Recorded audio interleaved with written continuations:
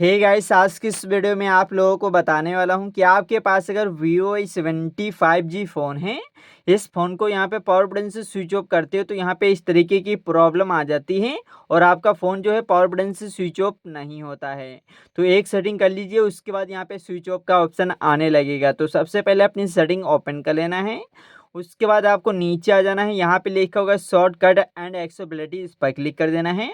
उसके बाद यहाँ पे पावर बटन लिखा होगा, इस पर क्लिक कर देना है। उसके बाद यहाँ पे देखोगे दोस्तों लॉन्च पावर मेन्यू लिखा होगा, इस पर टिक लगा देना है। ठीक है, टिक लगा देना। उसके बाद बैक आ जाना है और यहाँ पे आप पावर बटन से स्विच ऑफ करोगे तो यहाँ पे स्विच ऑफ का ऑप्शन आ जाएगा।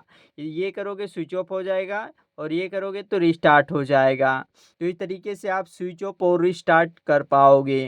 वीडियो अच्छी लगी हो तो वीडियो को लाइक एंड चैनल को हमारे सब्सक्राइब करना ना भूले, विनीत टू एम चैनल को।